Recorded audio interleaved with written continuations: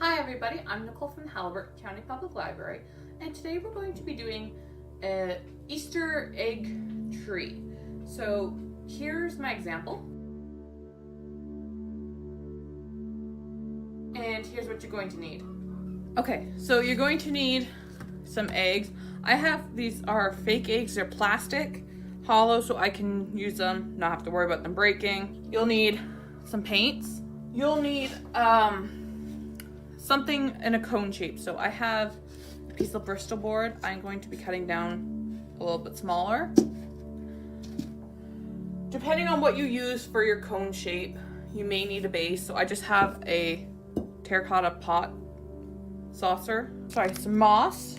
And you can decide whether or not you want to add some fake flowers. I'm going to add a few, hot glue gun, and some hot glue sticks. Okay, so let's get started. Okay, so depending on the size of your cone is going to depend on how many eggs you're going to need. So the example cone I did was, I'm gonna say it's about 8 inches tall. However, it looks a little sparse compared to what it's supposed to because I wasn't sure how many eggs to paint. So it's actually kind of barren compared to what it should be.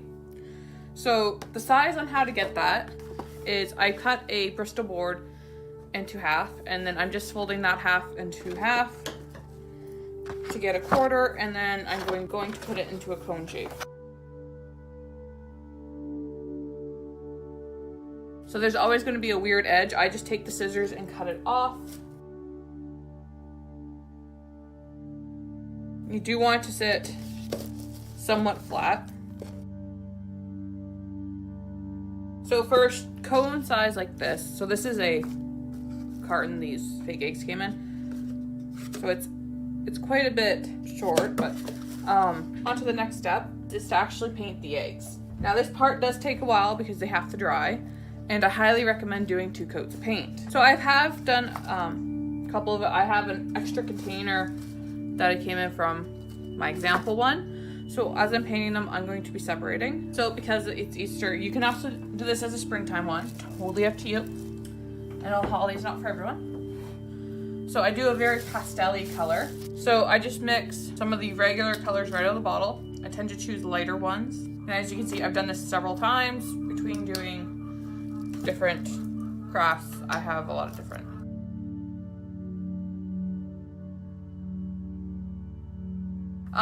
If you're doing a fair amount of eggs, make sure you do a fair amount of paint and just cover it as the eggs dry. That way it's all going to be the same shade.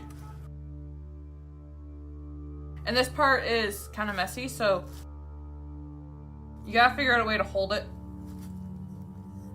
and paint it at the same time. I tend to get a lot of paint on my fingers as I'm doing this, but I'm not too concerned because it just washes off. I also don't glob it on because with this acrylic paint I'm using, it tends to leave a lot of brush strokes. So I do a pretty evenly medium thick coat there, and then I will do another. And between each color of eggs, I do wipe the paint off my fingers, clean the brush, that way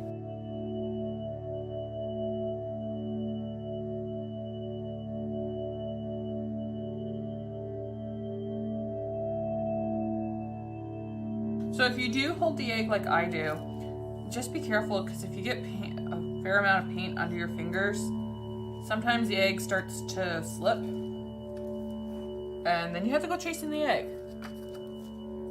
which is hilarious for anyone watching, but not so fun for you.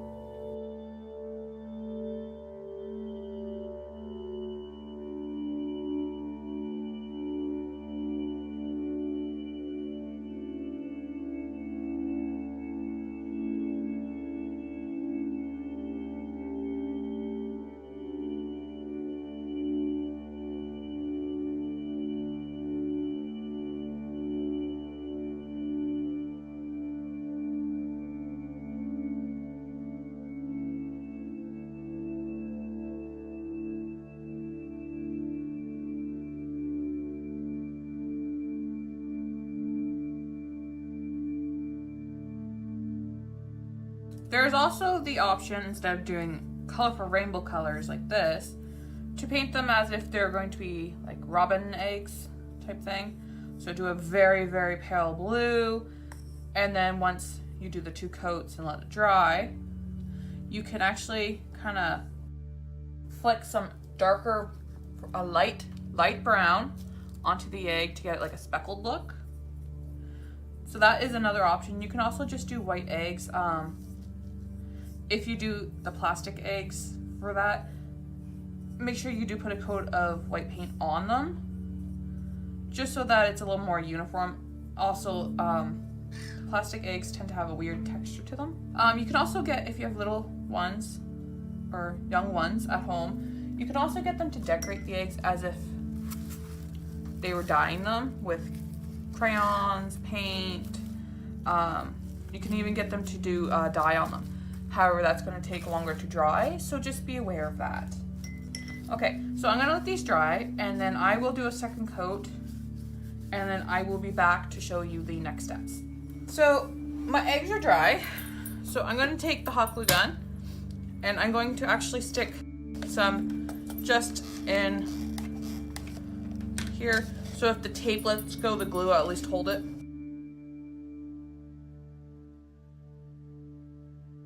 So I do have the planter saucer here. So my cone doesn't fit in it, but it does fit around the bottom. So I'm going to hot glue it on.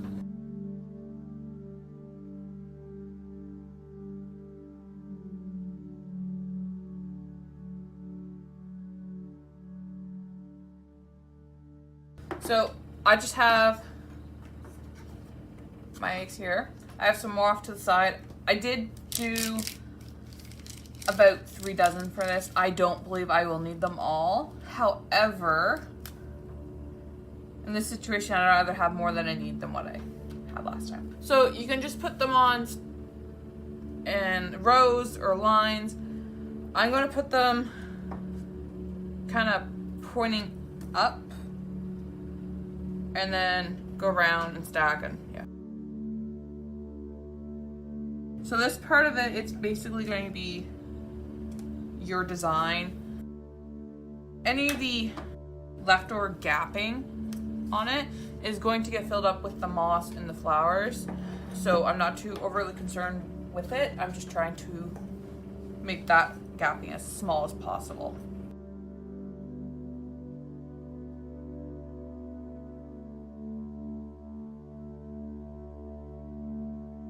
And I will say this about the fake eggs, it makes it really easy to do because they are a very uniform shape and size.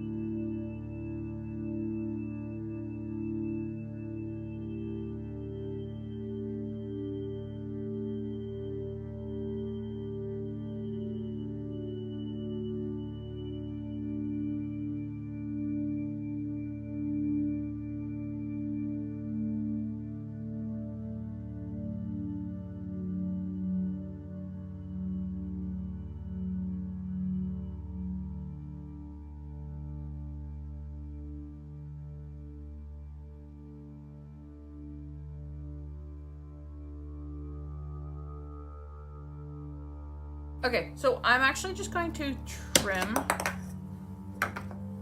this little piece of it. And then I'm going to continue gluing.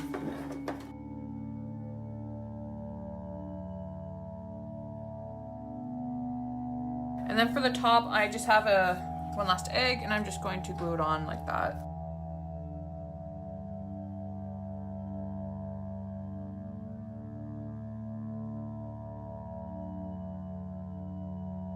So I'm just gonna pull off some of these glue strands that are hanging, because they're going to be in the way for the next part.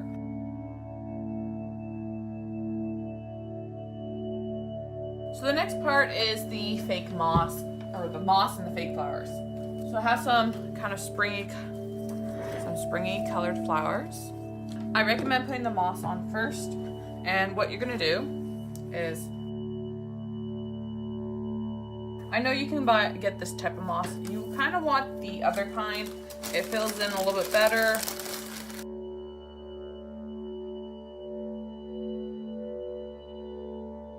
So in the spots where it's really gapping, you're gonna put some moss or some fake flowers. You're gonna fill it in.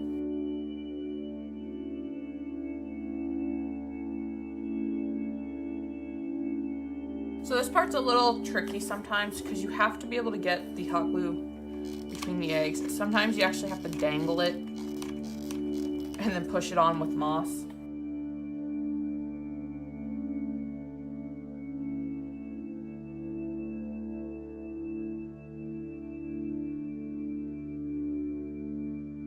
Now, if you have them really close together, you may need something to push them in. The eggs I bought, they came with a dipping rod.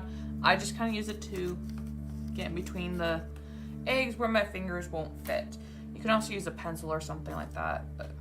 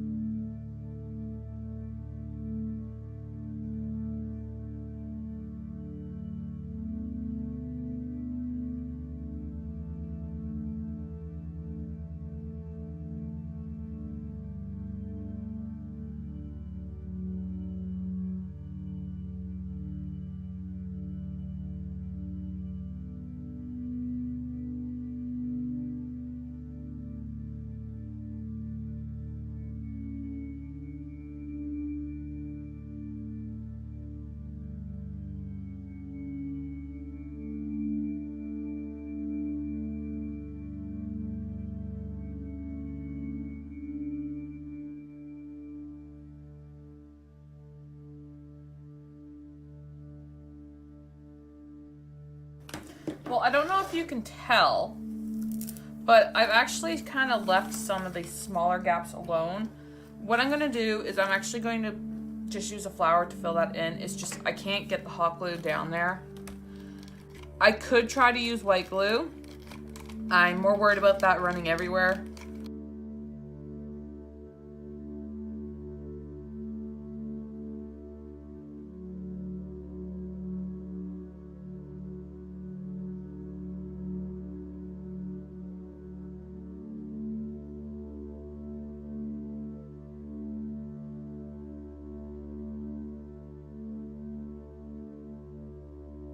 Okay, so I'm going to apologize. I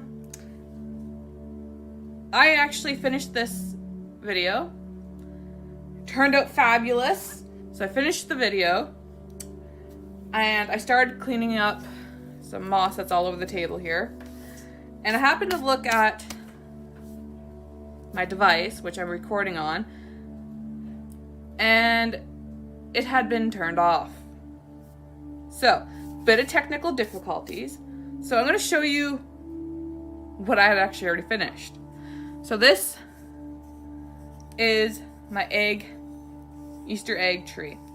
So picking up where I left off, I'm going to show you how I added the flowers to the egg tree. So for the smaller holes, I had my fake flowers.